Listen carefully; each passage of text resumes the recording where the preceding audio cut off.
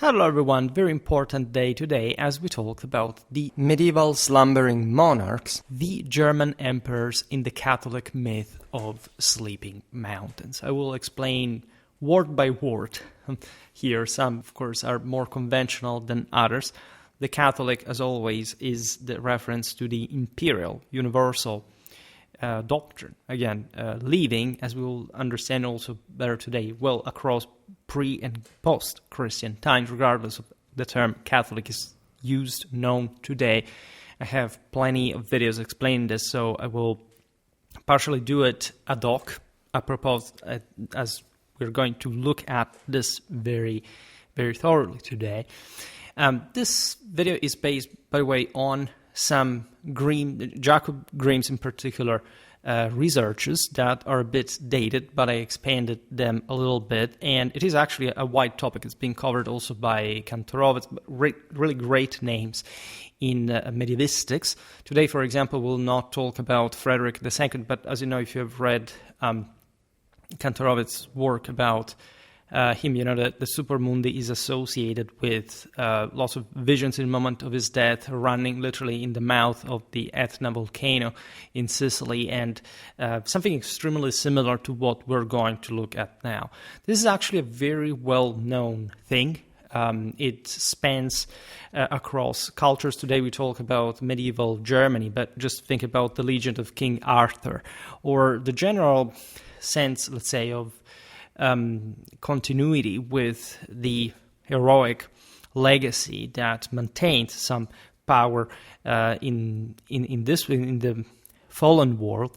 Think about, I don't know, the ancient Gaelic warriors praying at the tumuli, the tombs that eventually would become the ones of, that were of Gaelic warriors themselves, sacred kings that would become actually Irish saints later on.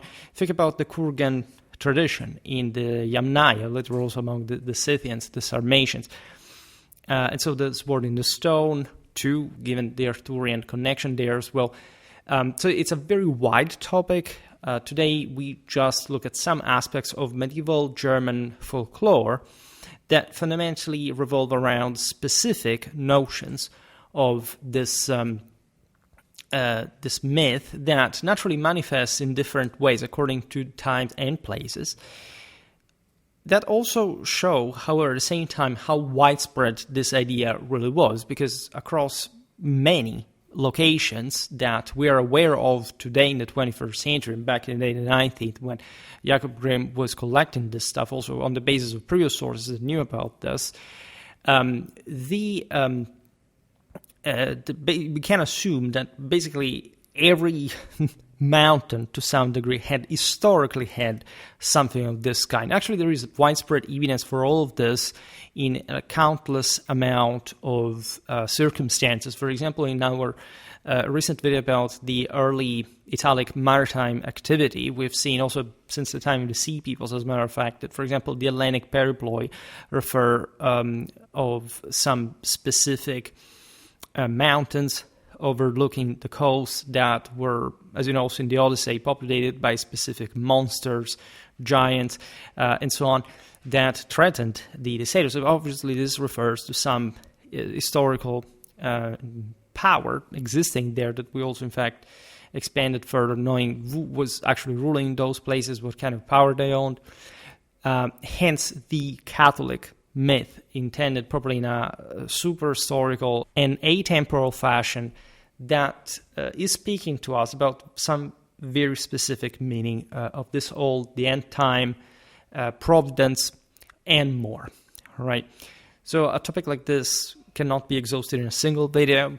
Today we will again just look at fundamentally the instances recorded in medieval folk legends. However, it's also critical to understand the meanings of some of these visions, because at the end of the day, these manifest, especially also in later times. Also, in here you understand medieval Germany connected also with names like Charlemagne, Frederick Barbarossa, Frederick II, and more. It's something very Christian, as a matter of fact. So I would like to challenge in some videos the notion that was some sort of mere demonization of certain concepts.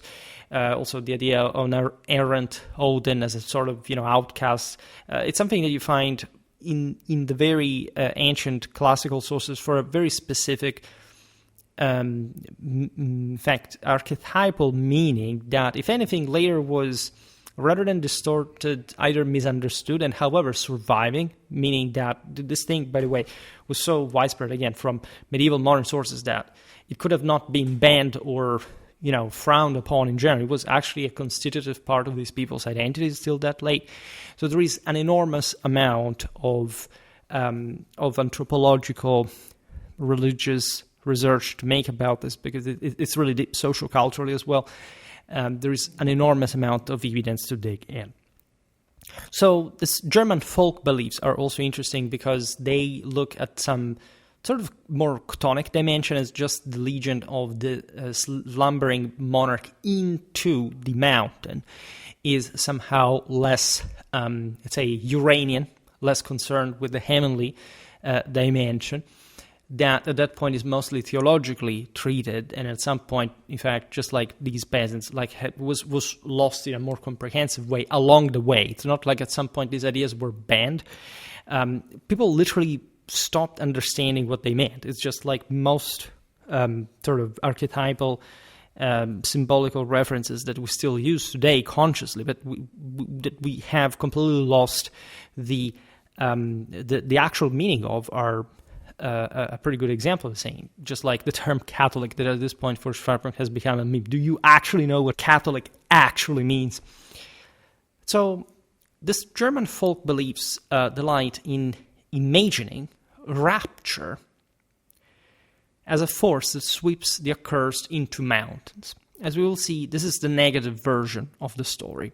It actually conceals something much bigger, much more rewarding. Part of this is explained in the videos about the traditional doctrine of afterlife, that from this folk, so mostly lower estates perspective, naturally revolved more around the manic dimension, literally in fact, the somatic element that had impregnated the earth at the death during the decomposition of the first person, the one that actually dies in a physiological sense.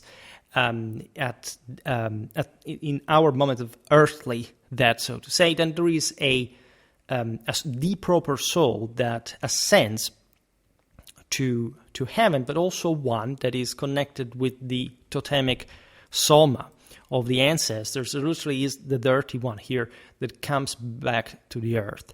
Naturally, these souls actually compenetrate one another.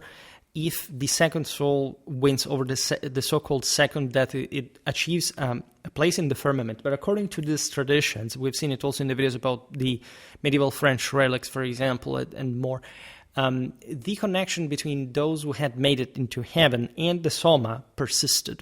Meaning what? That basically the soma, as just linked in the relics, was able to properly emanate some kind of grace, and so some kind of imperium. And so, as we were saying before, the meditating hero in front of the grave of a renowned warrior, his predecessor in such superhuman deeds, drew, in fact, power from.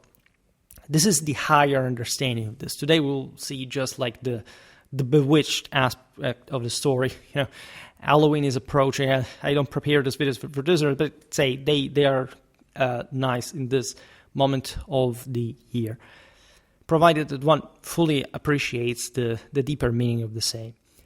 And the earth itself was meant properly to yawn open, to claim the accursed ones. Like the notion is, again, that he who fails to a degree, in a Titanic sense, falls again. This is the same theology of Satan, basically, that has elevated himself that much, but he loses, and as such actually goes back with a greater force, creating hell and inhabiting this reality.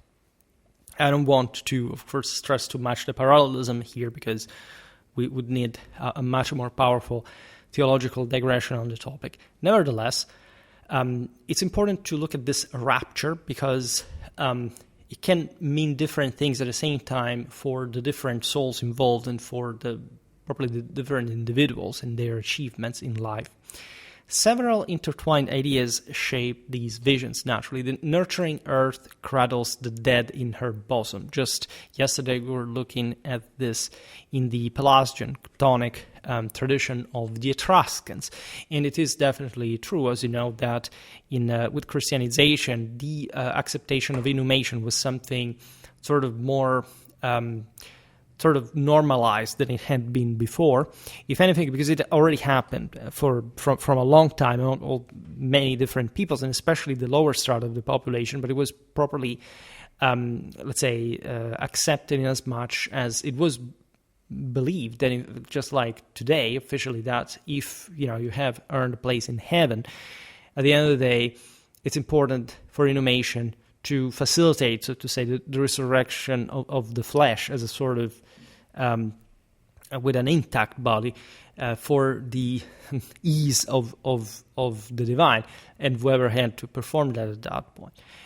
So it's just a different view. We've talked about the contraction, the syncope of sort of late, let's say, of antiquity in general, and the idea of saving oneself being basically lost. And so here we will not digress much into Christian theology, but trying to understand how these beliefs are actually part of a Christian and pre-Christian bridge. The realm of souls lies thus partly hidden as an underworld. In other words, the earthly remains of people constitute part of the souls that come back to this indistinct, promiscuous earth. Elves, mythical beings in Germanic folklore tied to nature and enchantments, and dwarves, subterranean craftsmen skilled in forging treasures, in turn are said to inhabit not the deep bowels of the earth, but the mountains and cliffs that jut from its surface. This aspect is also fascinating. I have a video incoming on especially myths. You know how perspective this vision can become. Think about the role of the Nibelungen, right? In the higher sort of mythology related properly to the Aesir, this is actually the lower kind, right? Not just the fallen one, but probably dwarves in comparison to the Aesir. In the Nibelungen, like I said, the Nibelungen are basically the Burgundians, and they are the heroes, the men at least, to some degree. And the notion is that there is something indeed negative about this fall, and the fact especially that these creatures live in the undergrowth, in this telluric dimension. At the same time, we know very well also through the tradition of sword making and beyond, that I made multiple videos on this topic already, that there is a necessity of this nether forces to be summoned in order to recompact the universe in an integrally functional fashion that can basically be brought back to the absolute perennial dimension of pure being and not becoming, which means the generating at the same time. So the fact that there is a mortal coil, and of course that there is especially in the Middle Ages, for monarchs, as a particular tumulation, and that this obviously pertains to the underworld in a etheric sense, neutrally meant, is also part of this idea, because, as we explained, the soul departs the body, at least one of the souls, or multiple ones, as a matter of fact. And there is properly an entity that dwells, let's say, also within the mortal remains, that, especially in those cases of, sacred rulers and anyone in order of sanctity, basically, this was in fact the case for different figures that at some point were, whose tombs were open at some point, and miraculously speaking, had gone under a very scarce process of decomposition, which is also an actual thing, scientifically speaking. We're seen, in fact, as blessed by a connection with the divine. So the fact that this body would not simply dissolve itself into dust would suggest that it was something that kept nurturing it, not just the totemic somatically through the totemic clan of the ancestors and the power, in fact, of these imagined imperial houses, but also, in fact, a very specific connection with heaven. Now, the fact that there are these forces, however, in the underworld that live next to these figures is also fascinating because, as you understand here, dwarves are not merely living under the earth, but inside the mountains themselves. These mountains are basically even just visually a protrusion towards heaven. So there's something in the earthly domain that elevates itself for some reason.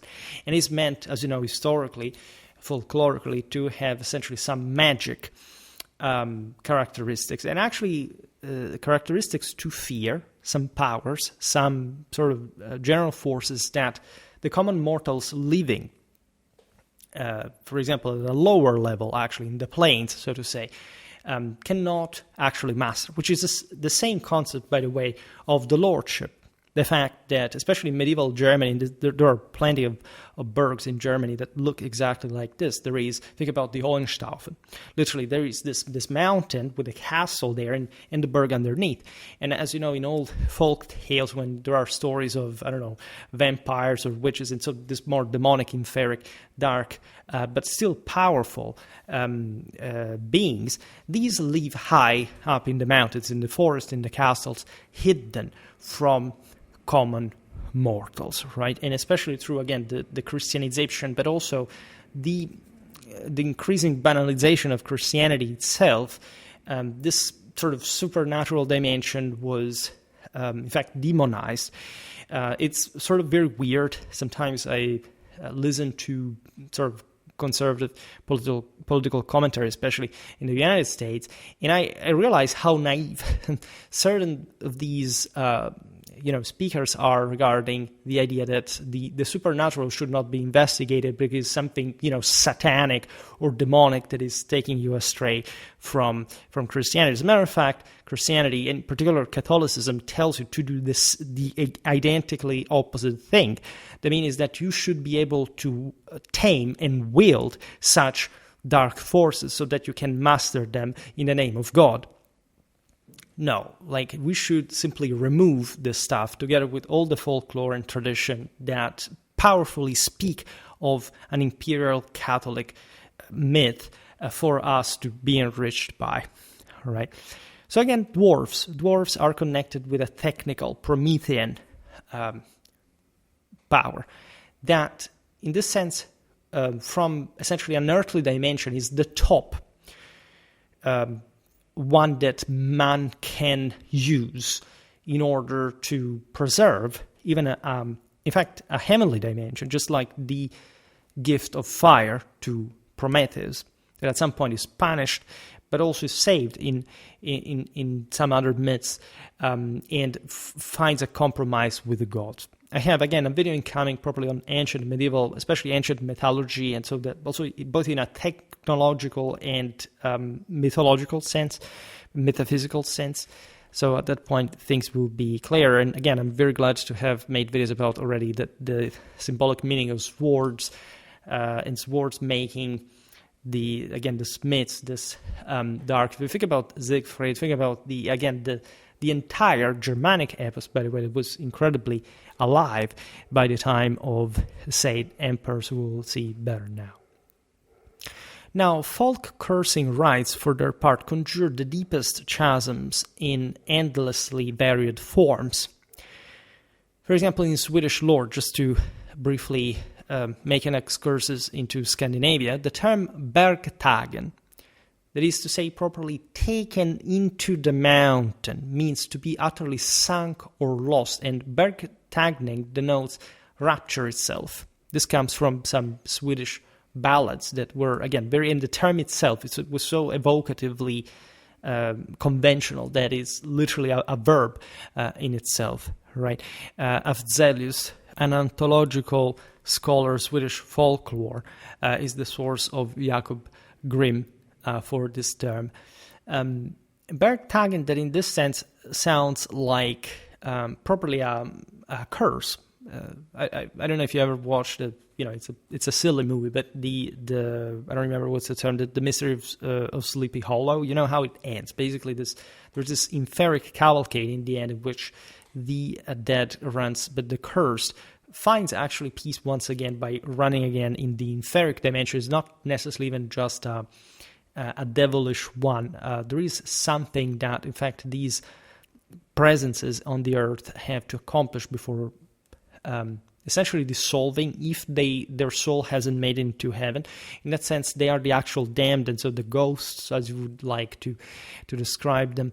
But that part of the soul is actually going to dissolve itself, according to demonologies, spiritology, and so on.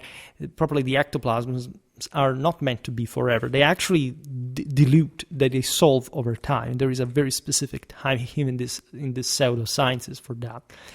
Now, the Norwegian tales of Asbjørnsen and Moe, that were folklorists who documented Norway's oral traditions in the 19th century as well, speak of Innetaggen i Berget, while Fayed, a Norwegian scholar of mythic tales, provides vivid examples of such intaggen to caves as well, and mountains.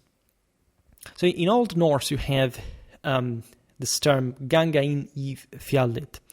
In Niels Saga, that is an Icelandic one of feuds and heroism, chapter 114, 135, you can find this.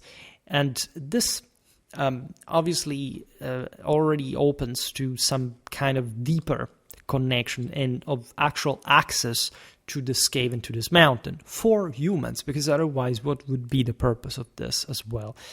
So it's no wonder then that Frau Olda, Germanic goddess of winter, spinning, and the underworld, and Frau Venus, we'll talk about Wolfram of Eschenbach as a matter of fact.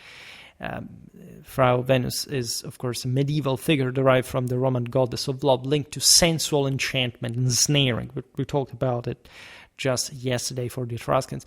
With their spectral courts, are thought to dwell in mountains. And it's kind of obvious because these female deities are sort of tonic, telluric, knightly as well, par excellence. I'm strikingly making lots of very entwined themed videos on this from a mythological point of view, so you will see soon.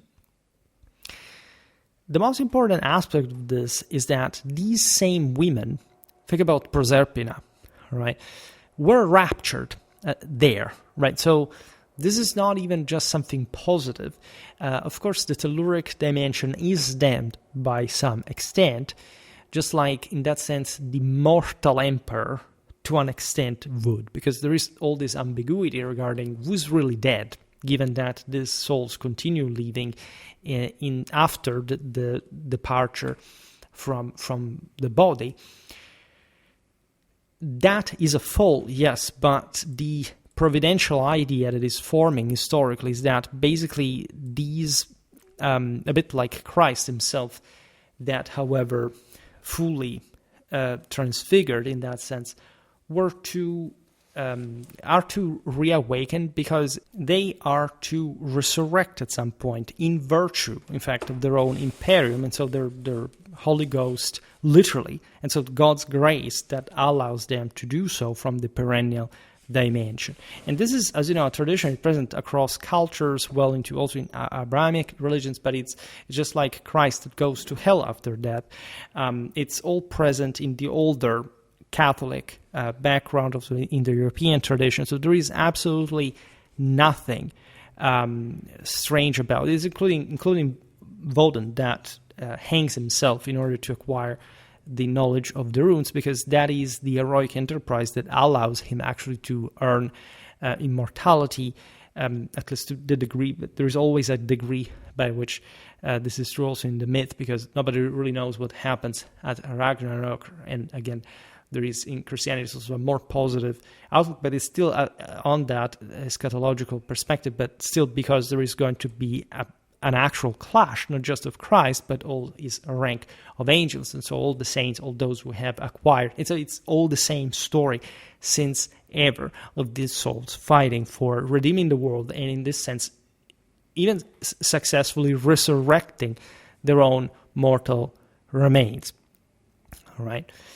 And so the same female deities listed here are actually asleep in this state, at least in the netherworld, are not merely pertaining to the telluric dimension, as some, for example, paganistic interpretation would like them to be. They're actually entrapped into that at the same time, and they are fallen to the degree by which they are in the netherworld. And so they express this negative sort of alluring, ensnaring, passive, aging sort of dimension that further degenerates, but they themselves are still alive, have a soul that has to be, as we've seen with the same Victoria in the self-sacrifice of Holy Combat, tamed, possessed, and transfigured as the soul's hero that will be victoriously led to heaven by that same, at that point, transfigured angel. That is not telluric anymore, is Apollonian, like the Valkyries, the Nike, and so on, right? So there is always some promising. I don't know. I personally love. I love, for example, Murnau's Nosferatu, but I also like Coppola's Bram Stoker's Dracula. And there is a really different. It's actually, and paradoxically, the most adherent Dracula movie to the actual original novel. Surprise, surprise! Except the entire thing is twisted in a way for which you also feel some kind of sympathy or pity for Dracula, as opposed to the horrid monster there is actually in the original work, as a sort of anti-hero, right? And there is that scene in which the brides are about to essentially vampirize Archer, and Dracula arrives, bringing them, by the way, a newborn child to devour. And he says, no, leave him alone. For all the story of Dracula, there, Archer served as a bait and whatever, as a connection for the woman that he wanted. And in fact, the brides tell you have, because they're the non-dead, right? They're the same. Vampirism stems from this exact anthropological folklore idea that these are damned souls that, however, still live to a titanically powerful dimension of accomplished life, sort of earthly life standard, like Dracula. Dracula also made a video about Vlad Tepes, as a matter of fact, that therefore that rejected God because of their own failure in divinity, but in this sense they are this double-edged figures, as they are basically slumbering, because at some point, regardless of their pure evil, like in the novel, they are to at some point arise and live again in the end time. Hence also the issue of immortality. And in fact, Dracula, the brides tell that you have never loved anyone and never will. And he answers them, I shall, no, I will, and I did, and I shall love again. So the idea that there is essentially a redeeming moment that obviously requires at that point a collective effort, also from the side of the mortals, to save the entire universe, is very much at the center of the imperial Catholic tradition, and you see survives even in this sort of anecdotal and as banal movie references, but it actually refers, and why we love that so much, because it actually speaks to our own ancestral chords, because our culture, our tradition essentially told us the story over and over and over again. And so we are attracted to this mystery as much as we're essentially making sense of something that we have forgotten, is so instead deep and important for us. Woden, the Germanic god of wisdom, war, and the dead, as well as de facto God himself, and Charlemagne, the Frankish emperor who unified much of Europe in the 8th and 9th centuries too, make their own home in the Odenberg in Franconia. These are actual mountains where you know that there is a power in that. And traditionally, this is connected with these great rulers. And also for no generally specific reason. These were folk legions that probably at some point were forged in saying, in this place, like, we are cooler because we have Charlemagne in here, right? There is, we'll see it better also in a video I'm preparing on the Bamberger writer, that one of the characteristics of the emperors, for example, in Frederick II's Majestas ideology, was ubiquity. The fact that as God on earth, the Sol Invictus, Frederick II is the last to use that as in the official titling in his in monarchic propaganda historically. The emperor is everywhere. He permeates every single place. He can manifest in every place. And so you have to imagine that already in the High Middle Ages and way before, not just Woden, in fact, sort of was overlapping literally as God with Charlemagne, with Barbarossa, with Frederick II. But it was basically omnipresent as an imperially overarching presence everywhere in Germany. So you can argue that everywhere in the Holy Roman Empire, for that matter, there are places in Italy where it's believed exactly the same thing, for example. And this gives you a dimension probably of the universal balance of this all. All right. Naturally, Franconia, as the region in modern-day Germany, and a pretty old historical one, is rich in medieval lore. So Franconia is the one to which the grandeur of properly the Frankish tradition from the name, obviously, itself resided.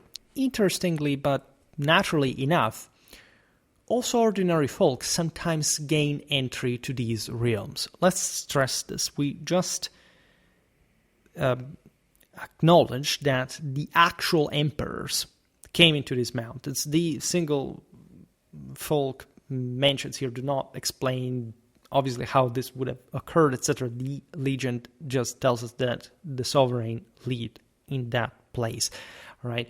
But these were men, all right?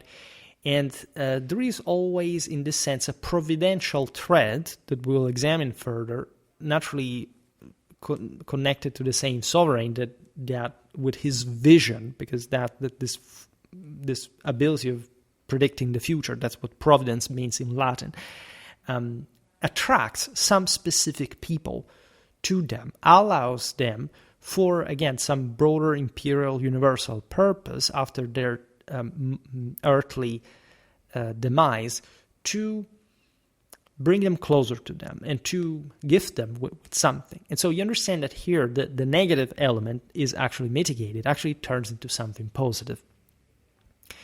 Still, however, depending on the circumstance, for example, Tannhäuser, the legendary German knight and poet ensnared by Venus in medieval ballads, spent years in Frau Venus's company.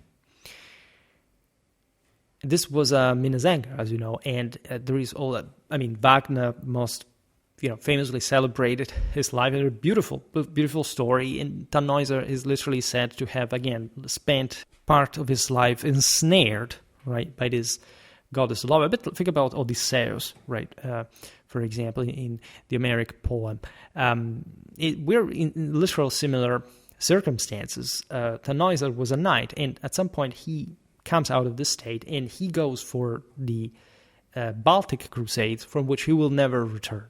And so there is a story of damnation and redemption, and also in this case, actually, where did Tannhäuser end? Did he really die himself?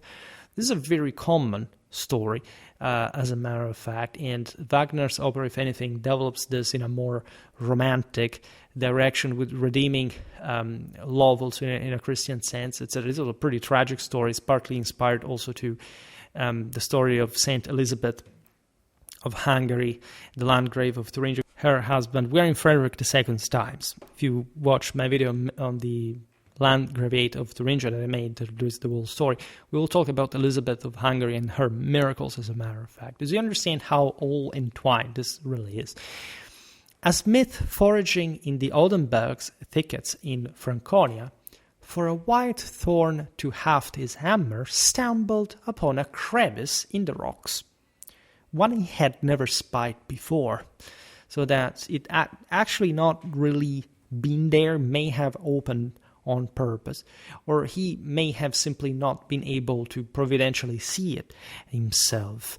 And this obviously speaks us to the world of the occult, of the esoteric, of the fact that some realities, and the truth actually is constantly present in front of us, but it's for our own sins that we actively decide not to see it.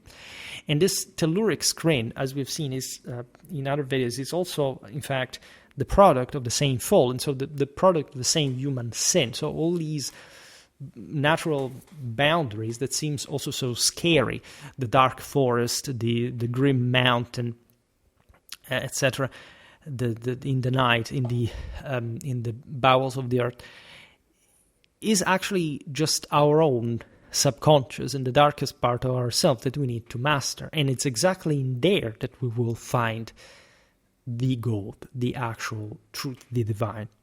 And so the story goes on, and the smith stepping through and found himself in a world of marbles, predictably. Let's stress this is still a telluric dimension, so it's not like there is heaven in there hidden. It's a complicated situation. Sturdy men were there, rolling iron balls in a game of balls. Imagine these massive giants that have this massive, iron spheres that weigh tons and tons, and they literally roll them one to the other. It's a sort of, I don't know, there are some, the myth of, the giant hitting the gym that nobody can sort of challenge him in strength. And this is, of course, a titanic symbolism. It's the idea, actually, that these are the lower, actually dumb, but still somehow knowledgeable to some extent. In fact, fallen heroes and anti-heroes to a degree. These are the forces that contested, for example, the order of the Olympians, of the Aesir, right? And in fact, the point is that this mountain is the abode of, in general, for the topic we're discussing today, of an emperor, of a ruler that masters these lower forces, right? That can, in fact, project an enormous earthly power as well. And in the aforementioned story, the smith watched, and these sturdy men beckoned him to play as well. He refused, saying the balls would be too heavy for his hands. They took no offense, but they urged him to claim a gift. Right. This is also very similar to Dante's comedy, in as much as he feels properly like a sinner and unworthy of the utmost privilege given to him by God, the intercession of the beloved Beatrice and the same Virgin, as God's grace. And so something that is the man is called to, right? And these giants offer the smith this one of the balls. And what is interesting here is, of course, the smith was amazed at seeing this massive metal cast spheres that outclassed any of his work. And in fact, he's clever, he's wise to say, well, I can't really play with you because these are too heavy, like I would be crushed by them. And so he actually carries, however, and this is the proof of how this is not a dream and transcendence is real, right, from the two dimensions of being and becoming. He carries one of these balls home, right, stowed it beneath his forged tools, so as a cornerstone of his enhanced technical abilities. This has so many anthropological meanings, including the fact that, again, the smiths are aware of this darker forces beneath the earth, if anything, because they had to dig. There were mines. There were, they went there. They had to find the raw metal and all this. They had to know how to polish it to work. So there was something properly learned from this mysterious power of the earth. All right.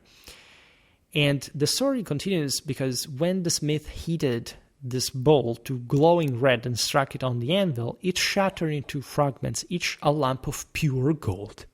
All right. Here we enter even Hermetism, alchemy. So what is fascinating is that there is something beneath even probably what we consider as trivial and banal that can instead emanate as enormous potential. And this is true, even especially as far as we are a fallen kind, but as we've seen also in the videos about Indo-European theology, we have the entire potential to dominate the entire universe. This is actually what the meaning is on a broader spectrum. Now, this myth, that naturally is a fallen guy, is curious, is imperfect, actually returns to the Oldenburg many times after that, but the opening never appeared again. Surprise, surprise. He had the bowl and everything. He has these fragments. He had the gold. So he had been lucky, which actually suggests, again, that divine blessing by some virtue of his. However, what you understand here is that there is something also greater than him as a smith, because he's not a hero, he's not a king. He had simply hit upon the day when the mountains stood open to humankind, because he's a human, he's not a man even, right? He's a netherworlder, as we've seen, because he lives into this dirt, into this chthonic dimension. So such moment, it is said, favor children born on Sundays and occur on certain days of the year, by the way. So in German folklore, there is literally this belief that at some point in the cyclical, so in the astronomic cycles, these extraordinary events occur, and there is something truly magic and blessing connected to them, even probably for humans, for common people, for peasants. Those who enter beyond an ancient, long-bearded figure, as Charlemagne appears in romances and epics, ever described with à la barbe fleurie, also in the Old French, the Langue d'Oil poem, much like Odin's titles Langbard, Hardbard, and Sitzkeker, which are Norse epithets literally meaning long beard, like also the Longbirds were called after Odin for this hoary beard and broad beard, symbolizing Charlemagne's ancient wisdom. Of course, Charlemagne is Woden himself. There is no doubt about this. Just like Augustus was Jupiter, it's the same identical old story. And whoever encounters such sovereigns within the mountain receives gifts, just as in the Kyffhäuser in Thuringia, a mountain tied to imperial legions. At Frankisch Gemünden in Guckenberg in Franconia, an emperor once sank into the earth with his entire army in ages past. Surprise, surprise, this is not even the first time. We were talking about Darius Cambyses' army back in Libya. There is always this sense of the occult. Think about the Duodeciman Shia imam. Like this is plenty of, in the entire universal tradition, there is always the sense that at some point transfiguration happens, leaving no trace and, in fact, blurring the lines between the perennial and the degenerating dimension. And this presence remains. It's not like this guy is gone. He is immanent, right? Just as a divine attribute of also omnipresence, of ubiquity. In fact, in these German legions, this host swallowed by the bowels of the earth is actually to reemerge with the emperor's men when the ruler's beard has thrice encircled the table where he sits. So a very long time, basically. And consider that this guy is technically dead at that point, or at least he is, as we've seen, still alive, but is only sort of gradually kept alive in a sort of vegetative state, whereby, in fact, also vital functions slow down. So it's not as if, how long will it take before his beard will actually be that long, if you actually measure it constantly. Not that long. So this is just a way to say, this guy's still alive there.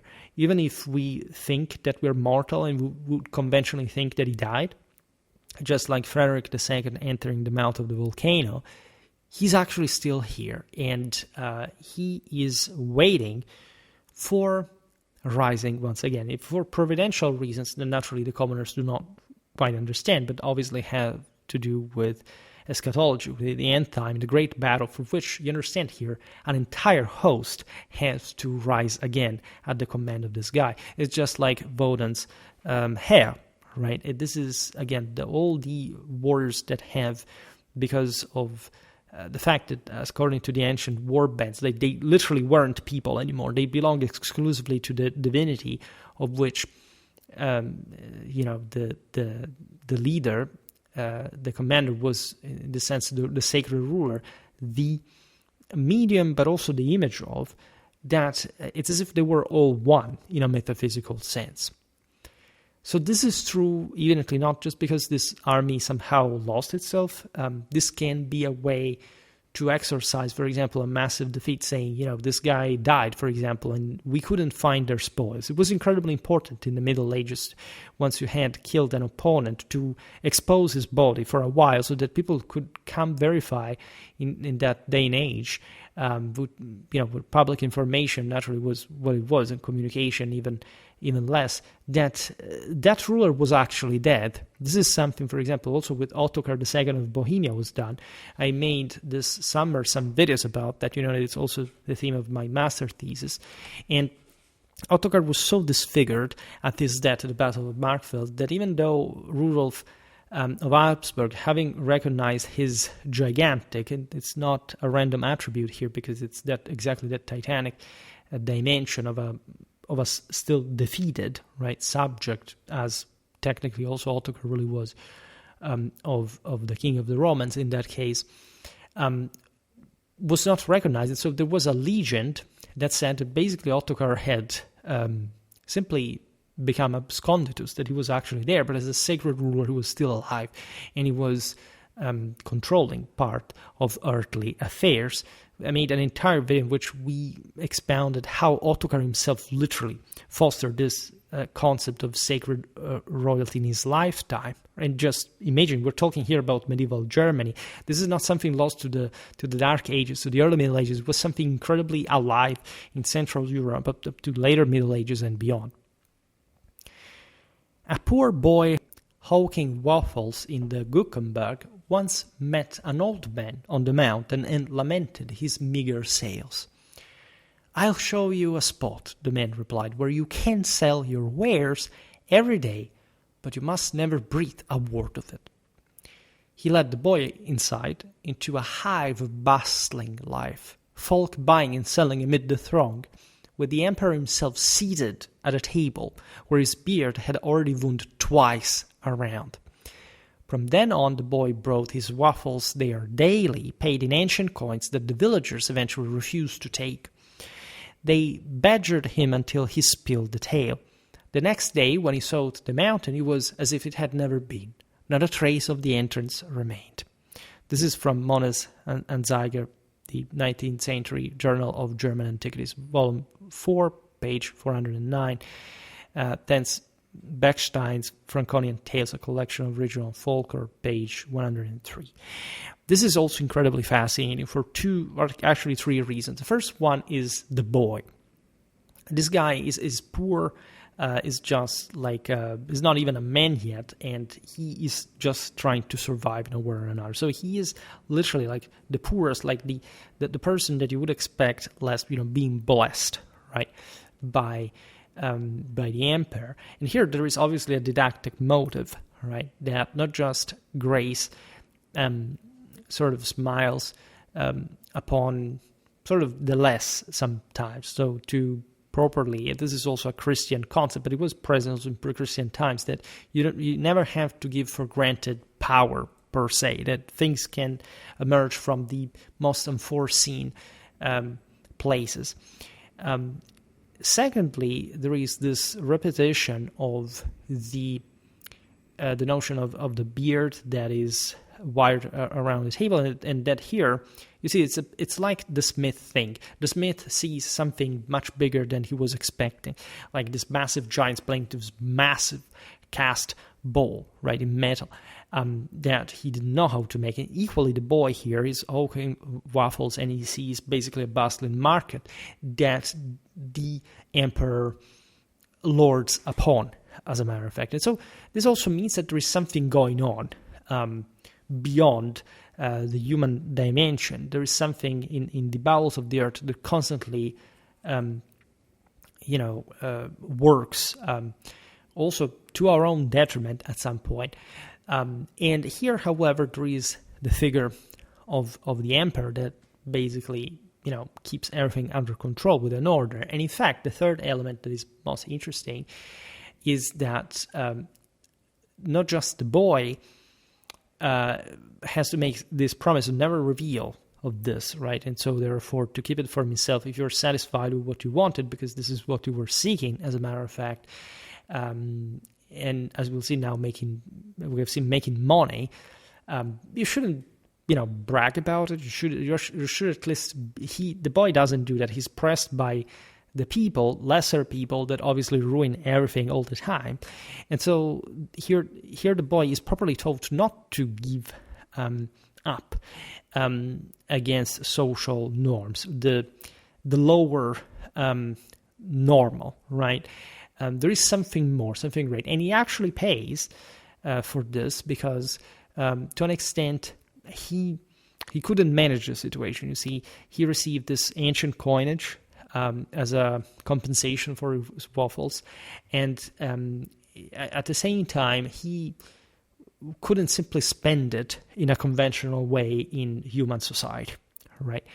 And when he comes back after having broken his promise, there is nothing anymore. But the coins were there, and so just like the smith takes away one of the bowls back from the mountain, and the guy here remains with just this wealth that would have not been enough here to continue eventually at least the previous flow of wealth from the mountain. But at the same time, he is aware that was real. It was not an illusion. All right, there was an actual world that brought you something. And this is also a beautiful tale that teaches you how to be grateful, teaches you how never to give for granted anything, which is our existential condition after all. We do not even know how is it possible that we are alive. Technically, we have no idea whatsoever what existence is, what life is, what love is, but still we experience it. And we give it for granted. We think it's not a big deal after all. We don't see the sacred in it. And so you can break this oath, you can break faith, and still think there is nothing. But at that point, it will remain nothing if you don't see the transcendent in life. Between Nuremberg and Fürth in Franconia lies another of Charlemagne's mountains from which songs rang out in olden days. A similar story is told there of a baker's boy who glimpsed armored men seated in a vault. Right here, the source is always Anzeiger. All right, so you can check Jakob Grimm about this. It's not that important. What is fascinating here is that there is a theme of the host. We've seen it in the video about Catherine de Troyes' Percival, where the young boy that is kept, in fact, in this chthonic dimension by his mother, sees a host of knights passing by in the forest, and he remains absolutely struck by the beauty and the grandeur of this all. And he goes to his mother, and she says, "Those, my son, are angels who kill everything they touch." Right? I titled one of my videos like this because it's so beautiful. And eventually, as you know, Percival is one of the great knights of the Arthurian. He's also the father of Lohengrin. Given that we're talking about Wagner, as a matter of fact.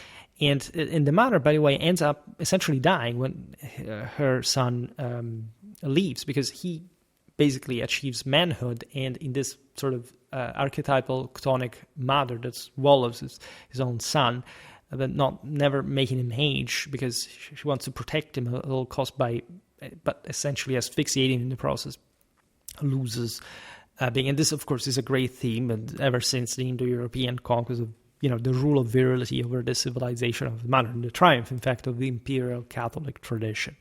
All right. So this man, by the way, seated in a vault, they're literally waiting. These are the guys in the Valhalla, basically, and they are in this great man's service in this rock, in this castle. Imagine how real these images were historically. Even in the modern age, with the local lords and his retinues, etc. In Westphalia, between Lübeck and Holzhausen, above the village of Mehen on the Weser, a hill known as Babylonia, harbors Wedekind, or Viking, the legendary Saxon leader tied to tales of resistance against the same Charlemagne. There was there also an equivalence with Woden, and again also the resistance to forced Christianization. We made lots of videos about medieval Saxons. We have to make more about the old Saxons. That they're probably the bloodier, the more primitive, and in a sense, sort of more backbone, more rougher. population that eventually manages to, in fact, with this information of Catholic tradition, to reaffirm the Roman Empire themselves.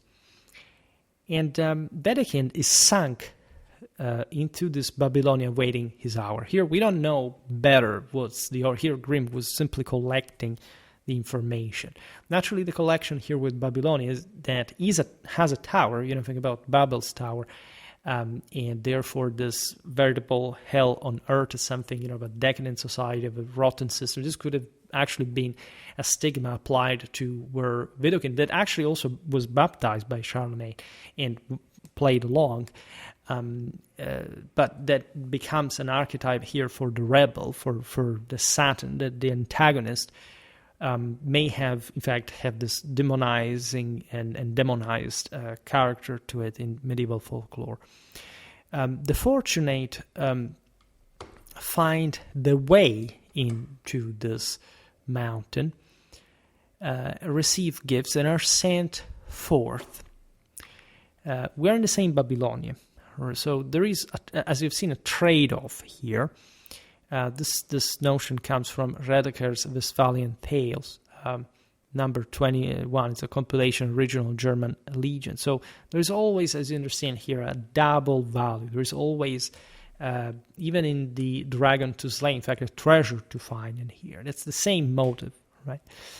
An older myth survives in the Chronicle of Ursberg, a German one of historical legendary events. This was published by Pertz in volume 8, page 261 for the year 1223. So we're also in the age of Frederick II, of Tannhäuser, Wolfram of Eschenbach, and so on, many others, by the way. And the story goes like this. In the region of Worms in Franconia, for several days, a great armed host of cavalry was seen riding to and fro, forming troops here and there for a deliberate muster. Around the 9th hour, they returned to a certain mountain from which they seemed to have emerged. At last, one of the local folk, fortified with the sign of the cross, and not without great fear, drew near this prodigious assembly. He adjured one of the figures that approached him in the name of Almighty God our Lord to reveal the cause of the people's appearance. The other replied, among other things, "We are no phantoms, as you suppose, nor a band of soldiers as we appear to you, but the souls of slain warriors. Our arms, attire, and horses, once instruments of our sin, are now the stuff of our torment, and all you see in us is truly a flame, though your bodily eyes cannot discern it." Right? This is an incredibly important passage. And by the way, in the same company, Count Emico, a historical crusader from the First Crusade who died in 1117, was said to appear. We've seen him also in the video about the German-Polish wars, if I'm not wrong, teaching that he could be redeemed from such punishment through prayers and alms at the same time. This is beautiful for a number of reasons. First of all, banally, just think how in the 13th century, people in general in a country like Germany were literally, the feudal elite ruled, right? Princes and sort of bishops and counts, we've seen this countless times, all the rest being peasants. There wasn't much of a diversification. There were relatively few towns that didn't have much power outside of this, of their own city walls. And the appearance of warriors passing by, retinues of lords, like seeing these rumors of wars, almost in a biblical sense, was always something real to a degree. The errant knight, who are these people? Like Germany, especially at this time, is a very feudal, sort of brutal, right, country. It's still fairly primitive. Violent. I made a video about German violence in the reign of Frederick II. As a matter of fact, we can get an idea of what that was really like. So this was not such an anecdotal, oh my God, this belongs to another era. It's literally what they would see on a regular basis. These are damned warriors. They're literally told that there is a fire burning them, even if mortals did not see it. Right? And this is beautiful because these are not merely, they are damned, yes, but there is, as you've seen, not just interior chance of redemption that can pass through other people as well. That's also why prayers and alms are important for the dead. As you know, later on in the century, Dante is born writing about the purgatory. The most important aspect of this, however, as we've seen literally in the video, the inferic path to heavenly rule for the Germanic Gefolgschaft, and so these war bands that had historically from the Migration era mutated into feudal knights at this point in history, was truly meant to be a damnation, was truly meant to play with fire. As we've seen in the video about the path where the fire of death blazes, that stresses how much the Dionysian dimension is needed to be summoned and tamed, even though this can be a deadly business and you can fail, like apparently these knights did, in order to divinely transfigure. This is relevant because think about the legions of the White and the Black Knights, right? There are those who make it and those who don't, right? And that's literally the discriminant between those who had the virtue and those who hadn't, who had the Imperium, and so the sacrality, and those who hadn't, or at least who fell under to some degree. It's difficult to districate ourselves between what is properly an inferic or a heavenly dimension. This sounds very inferic, of course, but there is always a connection, especially for knights, for within a very specific hierarchy. We've seen it also for the ministeriales, that were very common at this point. These were servant knights, for example. Did unfreemen, for example, even as knights, like in the case of the German ministeriales, have an autonomy in this? Did they have to follow the deeds of their lord? And by the way, they could have followed literally a very evil lord and therefore be damned themselves, just like also any free vassal for that matter. So it's an incredibly beautiful passage, and all is connected naturally with some devilish, satanic character as well. But don't think that getting into those knightly war bands was nothing short but a veritable hell. The Donnersberg, what does that suggest from the name, right? This lays in the Vormarsfeld in Franconia. So it could have been no other. From it into it, the ancient shades rode, souls of the fallen, reawakened heroes, glimpsed here through Christian eyes as hellfire, literally. So again, here we get the darker inferic vision as well. In the ancient mountain castle of Geraldsek in Franconia, Siegfried, the very dragon-slaying hero of the Nibelungenlied epic, and other heroes as well are sent to dwell, emerging to aid the German people in their hour of greatest need. A cleft in the rocks on Lake Lucerne, or some say Grütli in Switzerland, shelters the three sleeping founders of the same Swiss Confederacy, legendary figures credited with founding Swiss independence, who will awaken when the fatherland calls for them. On the aforementioned Kyffhäuser in Thuringia, Frederick Barbarossa, the Holy Roman Emperor, read for his red beard and crusading zeal, slumbers. He sits at a round stone table, does it remind you of anyone else, head resting in his hand, nodding with half-lidded eyes. Remember Vampirism, the thing that the guy is dead but is not really dead? These details come exactly from the same concept. His beard has grown around the table's edge twice already, once again, and there's no two without three, as a matter of fact, and when it completes the third circuit, in fact, the king will rouse.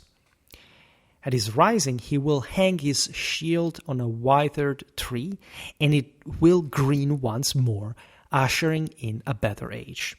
This is pure Indo-European tradition.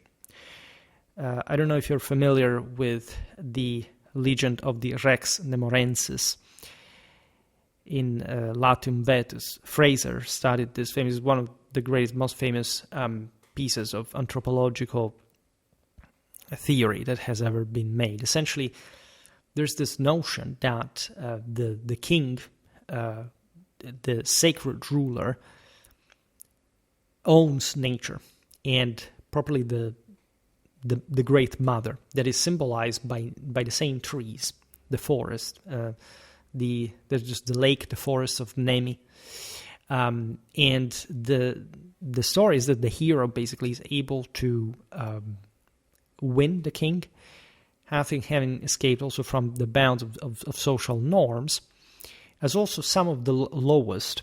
The legend says actually an escaped slave that manages to break free. Remember the boys before? Those are the last of society. They're poor. But those who have that capacity will actually beat the king, and they will become heroes. They will marry the mother, will marry the queen of the forest, basically, and he will be the king of the world. And in that way, like the older king that was defeated will have left a barren tree that represents the failure, right, of his reign.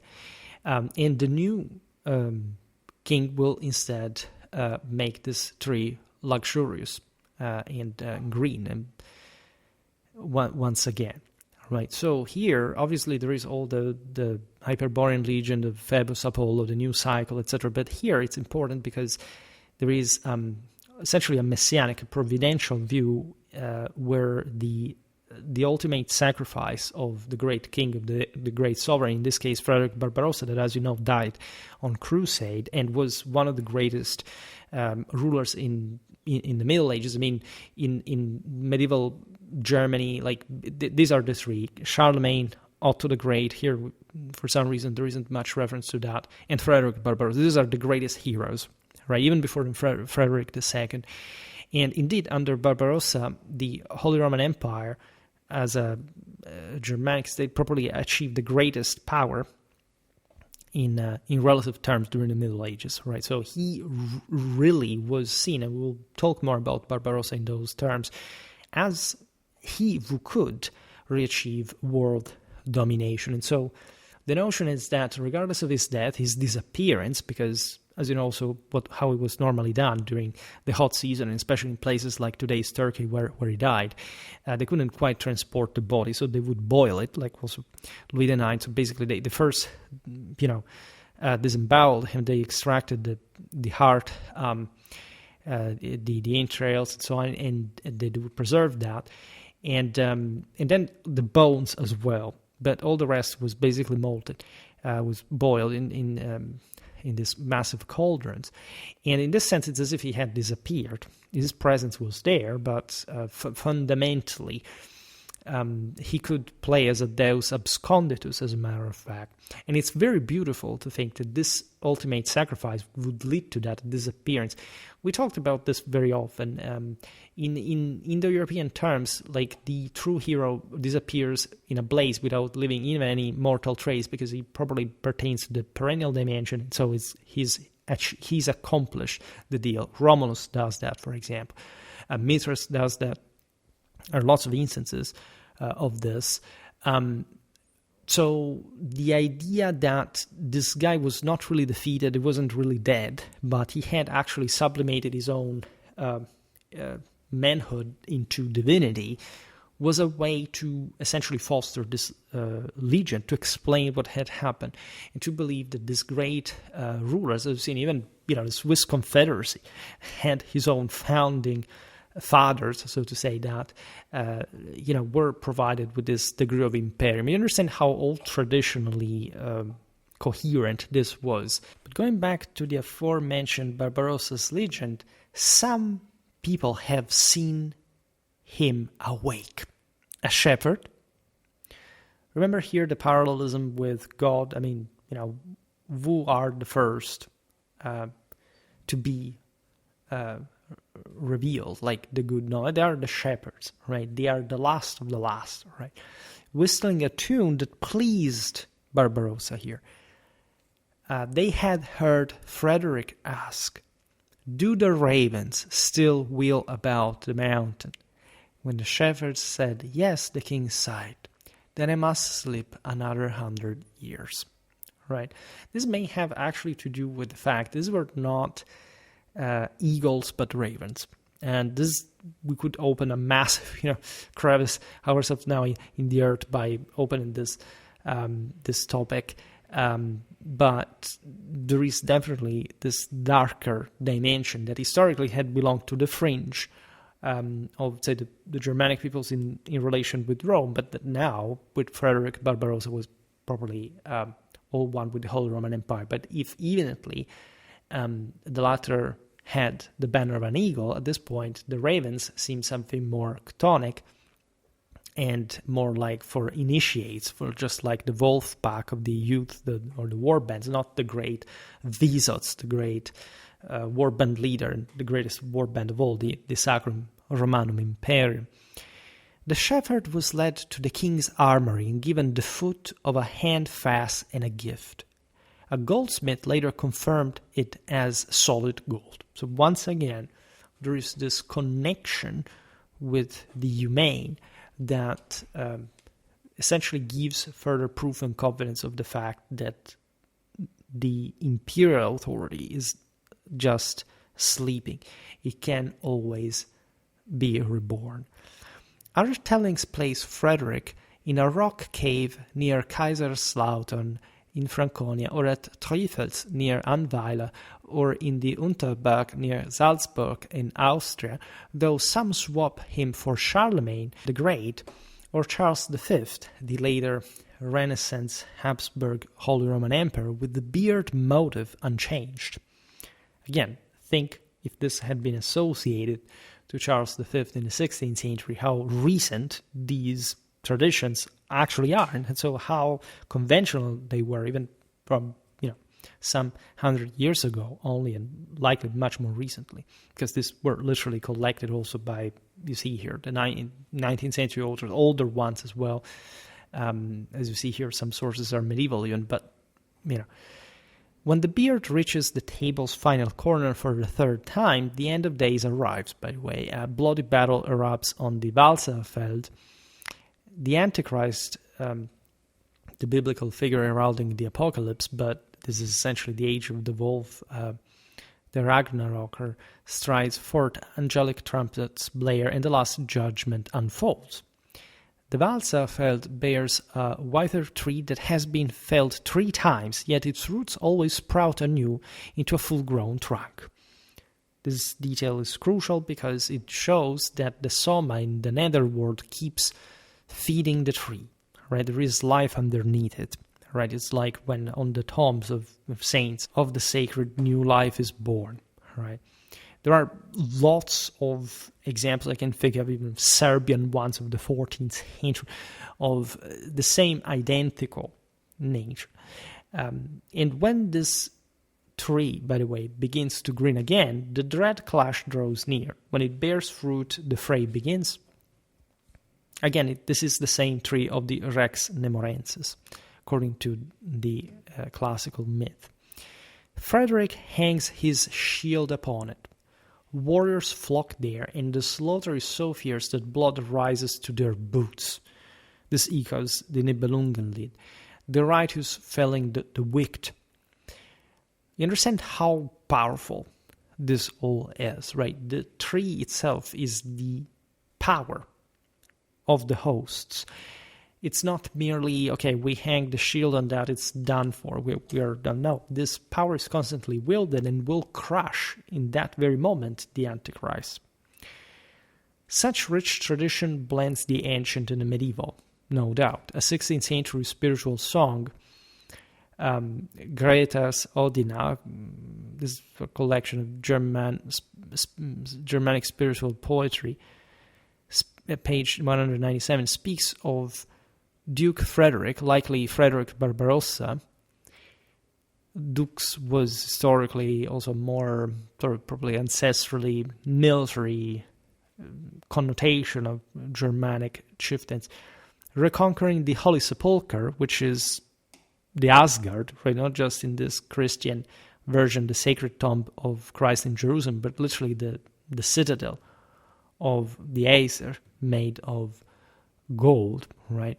And so of pure spirit, and hanging his shield on a leafless tree with the Antichrist name outright.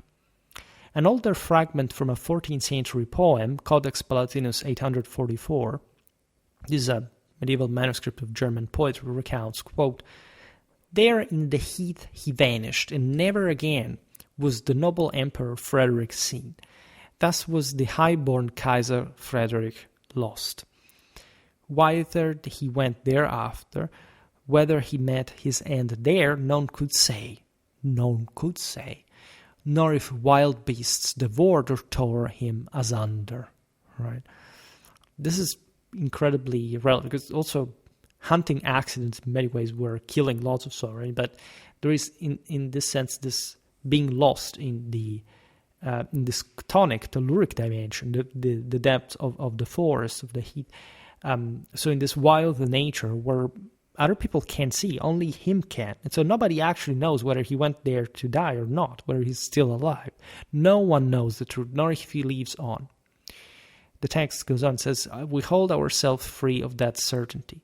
Yet from peasants we have heard tell that he has often let himself be seen among them, and openly vowed to them. He shall yet wield power over all Roman lands, He shall confound the priests, and brook no refusal, nor cease until he brings the Holy Sepulchre and the Holy Land back into Christian hands, and hangs his shield's burden on the barren bow." The golden bow, again, Fraser. The golden bow, so properly the tree of life, the tree of the universe. Here the reference to the priests, we've seen it many times. It's part of the most hardcore Ghibelline tradition, the notion that the papacy wanted to usurp essentially imperial power as the priesthood, commanding the warriors. And instead, Frederick Barbarossa had been a hero, at least in that struggle against. And then that I declare is truth from what the peasants have seen, but I claim it not, for I have not witnessed it myself, nor have I found it written in any hour or thousand, save that I heard from the old folk. All right. There is a poem from the mid-14th century declaring, "So great shall the peril grow that one can quell it. Then comes Kaiser Frederick the Lord, and with him mercy. He rides forth through God's will to a withered palm, where he hangs his shield. And on the journey across the sea, he turns toward the barren palm against all mishap, hangs his shield upon it, it greens and buds. Thus the Holy Sepulchre is won, and nevermore shall sword be drawn there." It's always the same story of the golden bow. The Sibylline prophecy, ancient oracles adapted into medieval German verse, rhymed in German soon after the mid-14th century. You want to appreciate how, again, recent the stuff is. Foretales. You can find all this on Grimm, like the previous source was Arsen's contribution. There was a scholarly journal of historical text, volume 9, page 1134. This is from Wackernagel, Basel, a collection of medieval German texts. Quote, "Yet better times shall come, for God will grant an emperor whom he has kept in his keeping and endows with manifold strength. He shall be called Frederick, the chosen prince of princes, and with the Christian host he shall win the Holy Sepulchre across the sea. There stands a barren tree, vast and tall, to remain lifeless so long as it takes until Emperor Frederick can hang his shield upon it. Then the tree shall green anew, good years shall follow, and peace shall reign in all the world, the heathen faith utterly undone." Right? By the way, Frederick at that point could be Frederick II as, Frederick I, because they confused themselves. We will see about it now. It was so archetypal, and by the way, they were literally grandfather and grandchild that, it's literally the same person. So these passages show how the people long doubted Frederick's death and clung to faith in his return, drawing on testimony from ancient peasants. After all, he had died, as we've seen, pretty far away from Germany. And again, imagine how that the folklore of the time would have interiorized this, considering also it was a massive political deal for all Europe, Mediterranean, and so on. It must have also taken root in the 13th century because of the tragic demise of the Hohenstaufen, and endured long after, as we've seen. And charlatans also exploited this further. Achronicle reports, this is from Burma, volume 1, page 14. Behold, a certain impostor rose up and claimed to be Frederick, the former emperor, proving it to those who sought signs and marvels from him. King Rudolf, we were talking about him in competition with Ottokar II, and he as king of the Romans in the 13th century had this impostor burned at the stake because he had claimed to be Frederick himself. We're in 1285, so this was literally a thing back in the day. They thought, and this is present naturally in many other historical instances, that there were some leaders re-emerging, but I mean, if you think about whom at this point, Frederick II in 1285, he would be a bit too old, but you see, these were a bit like in The Lord of the Rings, the Dunedains. It was meant probably to have a long life, also because it went beyond death and could therefore rematerialize after the same, so even be in a much more exclusive metaphysical sense. Detmar, a chronicler of Lübeck for 1287, in spite of what had happened with Rudolf of Augsburg, recounts, quote, "The time came in Lübeck for an old man who said he was Emperor Frederick. He first beguiled the nobles and common folk alike with his deceits, and they honored him. Interestingly enough, he promised great grace if he should return to his realm. He rode before the city on a fine horse to survey it. Soon after, the men from the town vanished, none knew whither." This is also fascinating because you understand that every community would have helped restoring such a great ruler would have been greatly rewarded. But this guy also somehow disappeared. We don't know whether he was a ghost or an actual person. The same text says, "Later word came that by the Rhine another throne seeker was abroad, deceiving folk in the same fashion. He was burned in a barrel." The legends may blend, as we were saying, both Fredericks, grandfather Barbarossa and grandson Frederick II. And we made so many videos about them, we will actually make even more at this point.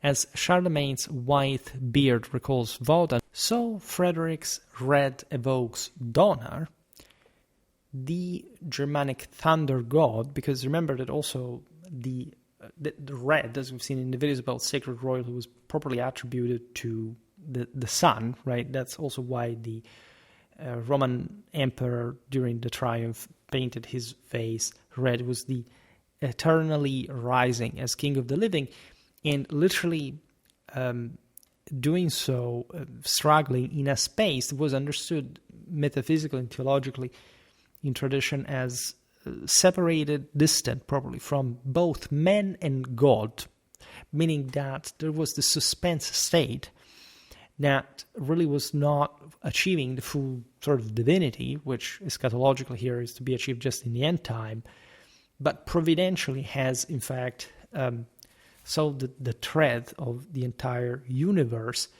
and to a degree that man cannot, as you've seen, but glimpse essentially just a part of his marble, not fully understanding it. This is incredibly fascinating. All this can be found, for example, in Norway with Olaf's red beard. Saint Olaf, as you know, was deeply, indicative of sanctity, understood at the time in the High Middle Ages, by the way, still in the Viking era, as properly a sacred ruler in the virtue of his military deeds, which are religious at the same time. And it bears the same mythic echo.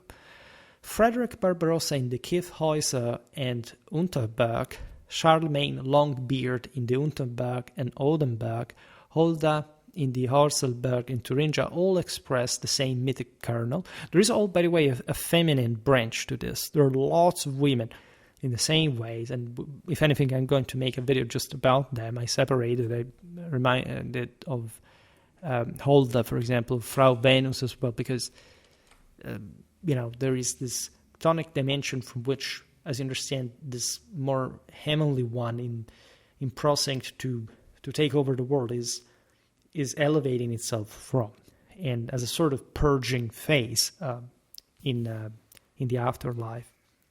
In fact, each of these legends sprouts its own cluster of tales, both on the basis both of place and character. Charlemagne waged a mighty battle and was borne up in the Odenberg, from which he will one day emerge for fresh strife and triumph. Frederick strides from the Unterberg to unleash such a fray equally. In the 13th, 14th, and 15th centuries, the folk wove these threads into dreams overtaking the Holy Sepulchre. Yet the heroes of Odenberg and Kyffhäuser served no such end specifically. This, in fact, is a far older sense that their awakening heralds vast world battles and the last judgments, with the Antichrist invoked for sure, but again in much more ancestral times. And it's always about revoking the Holy Citadel, after all. If in this period, like, the explicit connection with Jerusalem was made in a crusading Christian sense, it's still, however, there in the midst of, again, the idea of the Ragnaroker and the Age of the Wolf, the fight against the forces undermining the celestial order. So here the tale, by the way, links to myths of the end times too. The hung shield is actually approaching is signaling the approaching arbiter. The sign of the grinning tree strikes as a more properly ancient tradition than merely a Christian one, even though it was present in a sense already in some biblical passages. In fact, you can also draw evangelically from Matthew 24:32, Mark 13:22, Luke 21:29-30. The myth of the oak at the center of the world is present everywhere in the Bible. The Romans had it on the capitals of their men, so that it's all the same thing, right? And they're all on the mountain, remember. And in fact, these previous biblical verses liken the end times to a budding fig tree itself, so it's something coming to full maturity, fruition. There is also the earth blooming afresh after the Muspil. We talked about this as far as Eastern Frankish literature is concerned. This is a 19th century Old High German poem of apocalyptic judgment, all tied with the pre-Christian beliefs of this region. I made probably a comparative description of this eschatological approach throughout the course also of the Carolingian era that knew sort of better and worse times. This is also valid for a wider world tree putting forth shoots, the ash Yggdrasil, the cosmic tree in the Norse mythology, again, it's all there.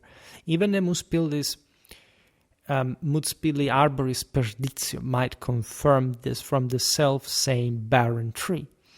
And what if Frederick's query about the raven's ties to the eagle soaring over the renewed world? In fact, this is, as we were saying before, the point. The ravens will transfigure into the eagle in a more heavenly fashion. In the Semundar Edda, the famous collection of Norse mythic poems, there is an explicit evidence of this. There is the one perched on the ash as well. This all may also summon the crane that heralds the great route through the granaries that is expressed by some German legions. Fischart, the 16th century German satirist in Gargantua, links the damned king's return to the crane's arrival just so.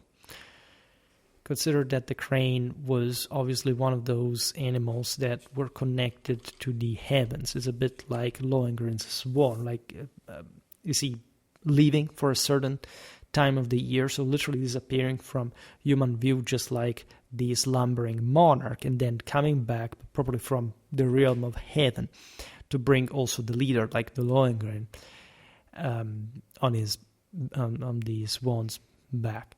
This myth of grinning tree and the end-time battle nearby takes a strikingly variant form in a lower Saxon tale in central Holstein. I made a video for each of these medieval German regions, by the way, if you're interested. On the churchyard of Northdorf, folk hold that an ash tree will one day rise. Nothing of it shows yet, but each year a tiny shoot thrusts unseen from the soil. Hence, again, the somatic deal in the netherworld that is hidden from us. Come every New Year's night, a white rider on a white horse arrives to hack it down. At the same instant, a black rider on a black horse charges in to fend him off. They clash for hours. In the end, the black rider yields and the white one fells the sprout. But one day the white will fail against the black, then the ash will thrive, growing so tall a horse can be tethered beneath it. This is a beautiful idea. It can be compared with the Danish Holgar saga. The meaning is naturally that there is some power that can be at some point re-evoked again through allowing the Dionysian, the chthonic, to spread and to support a greater power, greater host, right? And so not necessarily the current forces of order can bear, right? Like a bit like the Rex Nemorensis, like the rise of the power will fix everything in tower over them themselves. And this passes through a black knight that fights for a higher power, however. He's not the guy in charge. Now at that hour the king will come with mighty hosts, and a war to end all wars will rage. His steed will stand tied under the tree throughout. Afterward he shall wield greater power than ever. This little detail, we've seen it in Germanic warfare, and the recent video we made about the Alemannia, the Battle of Strasbourg, one as well.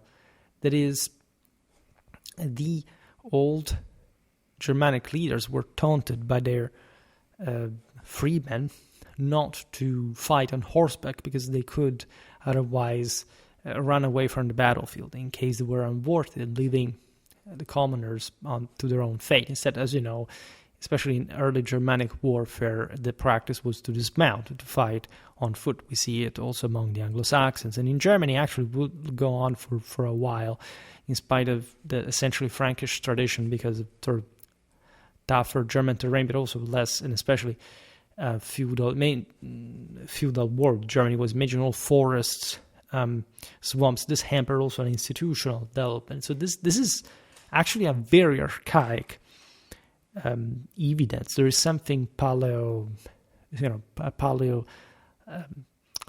literary here that is incredibly interesting to witness, and that seems also to belong to a pan-Germanic mentality. In fact, in this telling, the word tree and its apocalyptic strife are unmistakable, and the white knight seems Freyr, the Norse god of fertility and peace.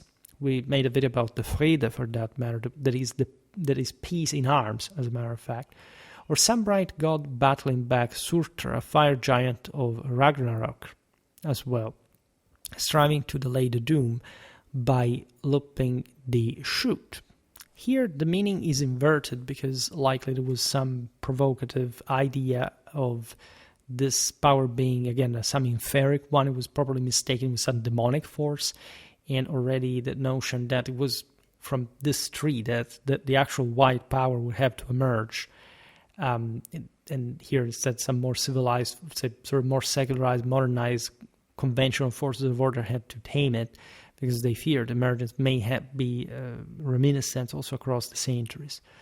Surely the dueling pair dates back to a time in which, in fact, judicial duels were also quite normal. The same gods in the Norse sagas fight like that. The king whose horse is bound below the tree is one with the shield hanger as well. Upon it, a future world judge, as lost paradise and hoped for one meld in the folk mind, as we've just seen with this sort of inversion of the role of the black and the white knight. So he dreams of beloved kings and heroes arousing from mountain sleep in sort of more positive ways. We've seen Frederick, Charlemagne, Siegfried, perhaps also Dietrich von Bern, Theodoric of Verona, Theodoric the Great, the king of the Ostrogoths. This is epic's deepest seal, granting its figures eternal, undying life. And this is, in fact, the truer origin of this all. But you see, Siegfried is Wotan as well. Dietrich is Wotan, Charlemagne is Wotan, and Wotan in the most bilious sense as a god reborn and renewed, striding afresh into the world. Granted, Christianity demonized Wotan, but did not cancel him either, because, as we explained also in the videos about the evangelization of, say, Germany in this case, it was the actual rulers who owned this Catholic Wodanic belief, as opposed to the more paganistic basis of fractal peasantry, sort of, here, not even understanding what was going on. And in fact, the actual strives of evangelization were against this lower folk that had to be gradually but also not difficultly evangelized, whereas the leaders, the kings, the sacred rulers embraced Christianity from Wodanism without also abandoning, in fact, the mechanism that was true in Catholicism, regardless of Christianity, through which this power was achieved. And in fact, tradition wouldn't need to eliminate these gods. Germany was a deeply Christian and, at this point, Christianized and fully aware of this land. There is no doubt about the fact that there wasn't some sort of nostalgia burning under the ashes. It was rather mostly, the notion of something terrifying that especially the peasantry did not quite understand, because it was the old Catholic leaders that had ruled over them. And so, as we've seen also in the videos about the Etruscans, it's the position of the overarching gods and overarching power could be inverted in ways that here emerge from the folk tales that are, again, of the lower kind. Once before, Odin had fared from the land to Godheim, such as you read in the Norse historical Ynglinga saga, chapter 10. Folk deemed him dead, and he returned. Right? It was all, again, normal, also in pre-Christian times, to believe that Wodan could be some random vagabond and passerby, could manifest ubiquitously, regardless of his divine power. And his power was already absconditus, hidden, right, in the older sagas, because that's sort of exactly how this power had historically been achieved in a dimension that was away from man, but also connected to it still. Beside the long-bearded Wodan, an elder saga of red-bearded Donner may have lingered in memory.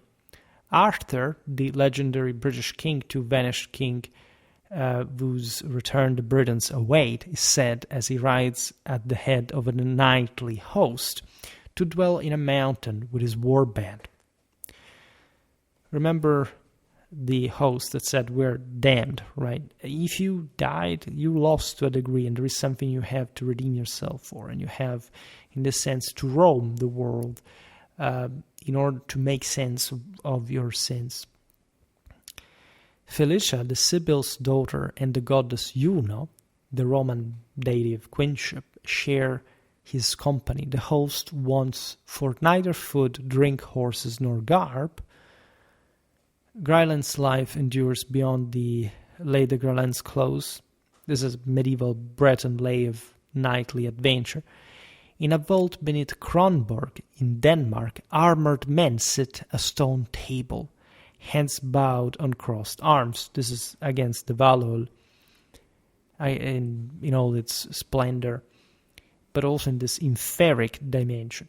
Holgar Danske, legendary Danish hero akin to Ogier, at the tables and lifts his head. The table cracks where his beard has grown into it, and he declares, quote, "We return when Denmark holds no more men than could fit atop a ton." All right. This is relevant because if you think about the theology and metaphysics of the end time, that's literally the darkest moment in which basically almost all of life is gone. And so now all the souls of the fallen that have literally prepared in this ascetic spirituality, in this mystical slumber, in an ascetical, mystical fashion, just like the monastic military orders did, properly in their monastic ascesis, hidden from the world, but also coming to fight into it, because that's the spirit of monasticism, and also of the idea of the heavenly replication of, say, the Jerusalem of the Asgard. Makes all sense. They spring forth to fight the greatest and last battle. The Danes grafted all myths onto Olgier, who truly hails from the Low Countries. The same Ogier, Olger, perhaps Otakar, a Frankish knight in Charlemagne's court, is said to roam the Ardennes woods and return one day. You see the initiatory phase, that is also an expiatory one. That's how, by the way, in Dante's comedy, the guy finds himself in a dark forest and has to enter hell. It's the same stock of legions. Again, in all of Europe, there was the same identical thing, and then he will have to rise up the mountain and eventually emerge into the splendor of God. Right? The Slavs, too, believed their cherished Svatopluk, the 9th century Moravian king, will come back, and in parts of Moravia, the rite persists, at least by the time of which Grimm was writing, solemn processions to seek Svatopluk. This was written by Pulaski.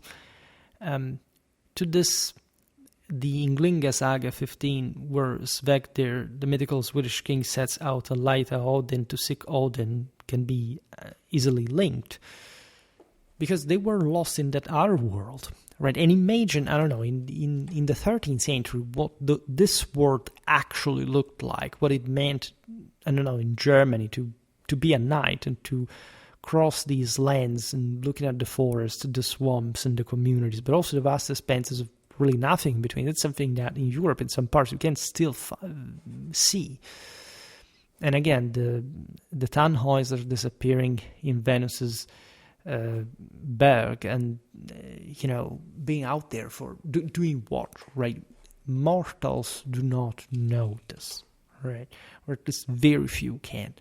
And imagine what sense of purpose this gives to a community, a close-knit one, maybe one living again in this smoky bergs under the mountain with their lord's castle, with the flames, the lights on. You can see in this dark nights of autumn and say they know, they see from there how this all is, right? And we don't, but we're sheltered and protected by it. This is incredibly, incredibly important. There is fear as well. There is an idea of wrath here, as you understand, potentially manifesting from a moment to another when the end time effect breaks loose. A shade different is the god's homecoming as well.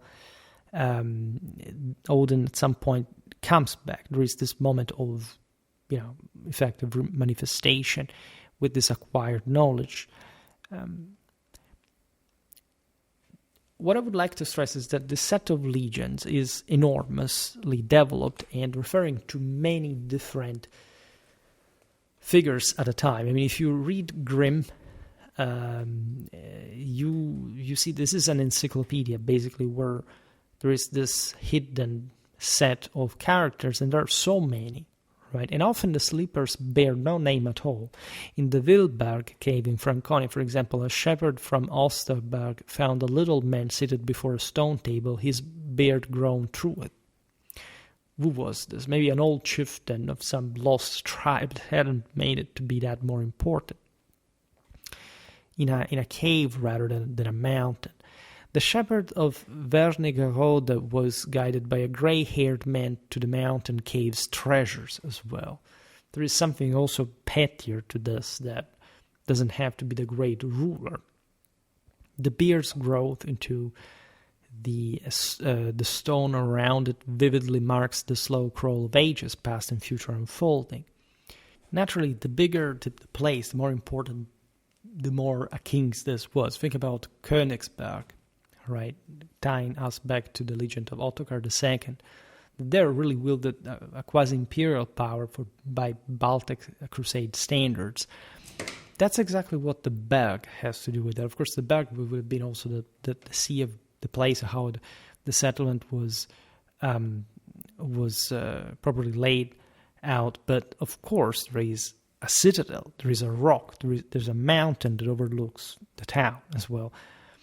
In the castle cellar of Zalern, or in Silesia's Zoptenberg, consider that at this time Grimm was writing where Prussia was a thing, and so today some of these lands are lost also in terms of folklore because many people were displaced.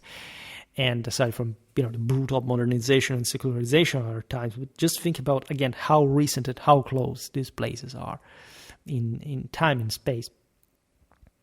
They appear, this men, as damned malefactors as well. Again, there is a devilish dimension to the lower aspects of this. The shift from mountain-sunk heroes to those who died in the natural course in slumbering stone tombs, by the way, now and then showing themselves, is a simple one. This was believed in general, as we've seen with Christianity, in the same way. It simply continued the same idea. At Steinfeld in the Bremen Marsh, a giant's grave had been disturbed. That night 3 men appeared to the spoiler, one-eyed among them, and not to Woden, obviously, the one-eyed, speaking in a tongue none could grasp. And so this is also relevant because imagine the lost awareness to the awakening. A tongue that must be understood spiritually, philosophically, traditionally, through wisdom, right? And this guy's whiz is just a tomb looter, right? So he is basically a mother blipper that, of course, risks to be taken out. In fact, at last they fixed this tomb rider with menacing stares and said they had fallen for the fatherland. If he troubled their rest again, he would know neither fortune nor favor. So a curse, right? And there are plenty of curses connected with, as you know, tomb raiding that people are very much also into in different ways with. There, I will come back to the beginning of the video talking about the sort of the conservatives that sort of tell you whatever is supernatural, no, don't look at it, right? That's a bad way to normalize this stuff, to actually anormalize that. But of course, there is a lot of BS that people are obsessed with, including the notion that you can awaken some forces that you can tame. I mean, surely some people can have a prey of them, but the point is that our mission in the world is exactly to awaken these, to tame them and control them, to transfigure them and to use them to reach God ourselves. And this notion in particular is, I would say, the nodal one, the core one that most people do not accept, do not understand, because essentially they don't have an idea of what it means, not just Catholic or traditional or whatever, but in this sense, what kind of logic underscores the continuity also of pre-Christian and Christian beliefs, as if there were just boundaries, prohibitions, fences. No wonder so many people are sort of Gnostic heretics. You're not showing them the power of Catholicism, of the imperial Catholic tradition, of what it means to gain eternal life, right, in the sacrifice of your holy service in the name of God, right? And this is actually an incredibly important topic, and I want to make this channel more and more about this. I was really looking forward from a long time to making this video in particular. It's not over, by the way. Very tied to this is Montjoie in Saint-Denis, the Capetian war cry, right, with a full might of imperial Frankish mysticism, and as you can understand from Montjoie, that is the Mount of Jupiter, as a matter of fact. That's the actually spot on etymology. The connection with the mountain is straightforwardly there, right? So here we're not joking, we're not playing dolls, so to say. I may be, as a matter of fact, I don't know, I haven't checked. Mostly when I make these videos, I check whether someone has ever made a video on this. But aside from weird motivational videos with modern songs that would like to spur some revive tradition without explaining any of it, and nobody understands at that point how can you revive tradition in such a childish and animal-like way. The imperative of making these videos becomes really inescapable for the conscience. And so what we're doing here also regarding our own world is realizing that every power can be tamed and that we should never fear in front of anything, because that's the way to gain not just victory but eternal life. And this is the promise that God gave us. I think that this content, again, I see that there is really a vivid interest for, let's see more which, the Imperial Catholic tradition or the Indo-European one playlist, the latter may be a bit older, so it's likely more watched, but considering how recent the latter is, we've made really lots of views. Yes, and the Indo-European history has 23 videos as opposed to the Imperial Catholic tradition, I think 86 here I see. It has thousands of views. And so again, just the playlist, not the videos that obviously have much more, I think, altogether to constitute perhaps, maybe not the largest part of our channel's views, but let's say in relative terms, by far the greatest. So I realized that, again, you're particularly interested in all this stuff. I realize also that the reason is obvious and it's also good, per se. But at the same time, don't neglect the rest of the content, because if you presume that this is just a shortcut to understand the deeper things, well, surely you will find these more straightforwardly explained. But without the exercise of understanding the rest of history, or thinking that you can simply draw back to some imaginific older time without any spiritual preparation or actual understanding how humanity, mankind, went on historically, and also departing from tradition, you cannot embrace the latter, because you cannot fix your sin. You cannot fix your limit. This is a great problem. It can't be incentivated. So the rest of the video, consider yourself lucky that I don't put this behind a paywall, right? I could even, try to your great chagrin. But you know that I've never done it, and there is a specific reason. I prefer visibility to income, as a matter of fact. And gradually we're building this. We are obviously looking at some, augmented kind of interest to some degree. At least it's easier at this point to get more views, especially through these videos, which again is not necessarily the best, but this is a way for people to come closer to the whole topic, it can really be useful, right? So we're doing ever more, and surely we will be organizing this content better. I don't, there are always going to be daily, at least regular uploads. I sometimes record this in different moments and you see it later, but more or less what you see is concerted to be specifically delivered to you at a given time. So there is some strategizing after sort of a long time, so to say, but equally, remember, there is much more, right? It doesn't stop here. It's not simply something that you can get. I see, by the way, that many of you have objectively sort of predictable difficulties in understanding most of what we're discussing. I've never really cared about this because aside from my linguistic difficulties for you, I think I speak always clearly.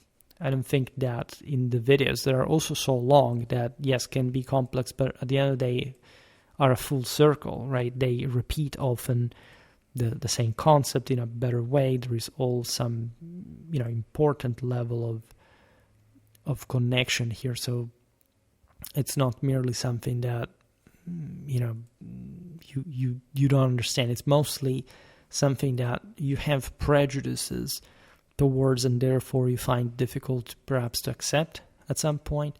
Again, the other day you have this guy who says, Schwerpunkt, I'm sharing all your videos and I love them, but, because this was one of the Indo-European videos, but you see, I'm a staunch Catholic and I don't side with other religion. Yeah, because, you nailed what Catholic is. This is Catholicism. This is Catholicism, in case you didn't realize that. And it is fully so, right? And this perspective is the missing ring of the chain of proper, I would say mostly historical religious understanding that most even scholars fail due to lack of comparative studies to appreciate. I came to this mainly from history of warfare, not from history, also from history of religion at the same time, more or less, but this is history of religion, but if there is a specific mechanism that you have to understand out of this. And if you don't enter a military mindset and you treat religion as some sort of philosophical, wandering and without an aim, you're not different here from the peasant that didn't understand even that he had to keep his mouth shut to continue receiving gold from the emperor in the mountain, right? So this is exactly the problem. Be wise, be smart, right? If you want to reawaken the empire, be sure that we can literally do it here through the means that I was talking about, right? So it's plenty of other content. Watch it. Don't be shy. There are some videos that you should watch exactly the videos that you think you wouldn't see. That's the best medicine, the best antidote to this kind of weird sort of distrust and or rejection. It's a bit like, devil and holy water. You must be exposed to that so that you understand how much it burns, because otherwise you cannot be redeemed, right? This is exactly how it works. For the rest, I'm glad, of course, to see that there is some general interest, and I'm sure that through these videos we can really gather lots of other subscribers that, as I always say, if you look through analytics, when actually exposed to my content, do tend to stick around. The problem is that YouTube does not show this because it's so different from the type of content that makes views according to their own standards. It's not that like they're evaluating whether the single video is good or not. The algorithm does not calculate that, does not even understand what the video is about.